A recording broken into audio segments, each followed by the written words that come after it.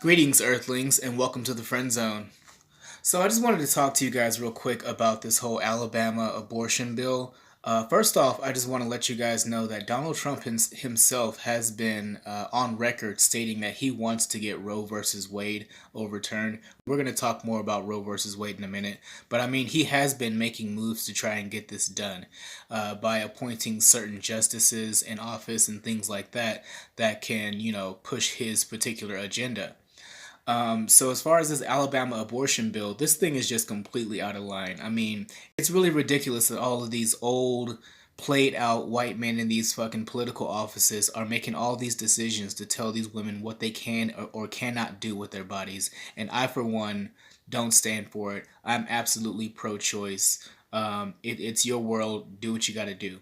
But this Alabama abortion bill is going to be a pretty big thing. I mean, they've passed a couple of laws in the past few years that have kind of started to chip away at Roe versus Wade, but I mean, this is a really big one. This pretty much bans all abortion, period.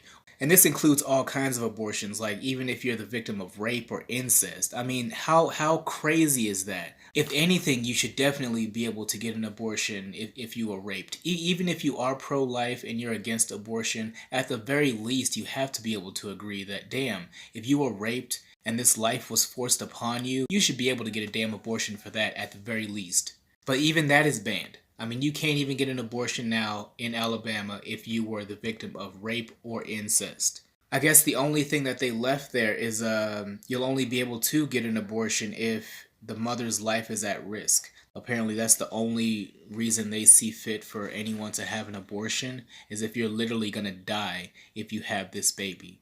Um, all of this is really sickening to me. I mean, Roe versus Wade was a big deal back in 1973 when they made abortion legal.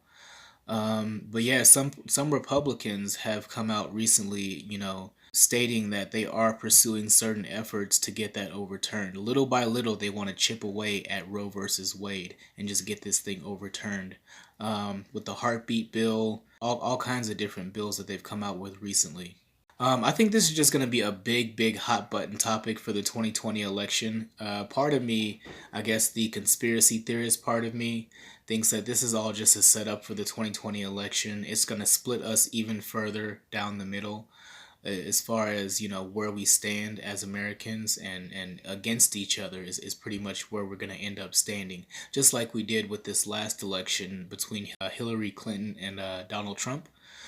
Yeah, it definitely did a good job of dividing America. And I think something like this, something as big as this that's getting such an outcry, is going to even further divide us come 2020 when it's time for this issue to come to a bigger platform. Because I'm pretty sure this is going to be something that people are going to be talking about in the election. People are going to want to hear what, Donald Trump has to say or Joe Biden or whatever nominees end up making it. They're going to want to hear what has to be said from these guys, about the abortion bill and the future of abortion and the possibility of overturning Roe versus Wade. So be on the lookout, guys. The 2020 election is upon us. It's already 2019. 2020 is next year.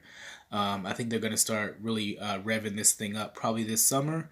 So you're going to hear a whole lot about this. I'm personally disgusted by the whole thing.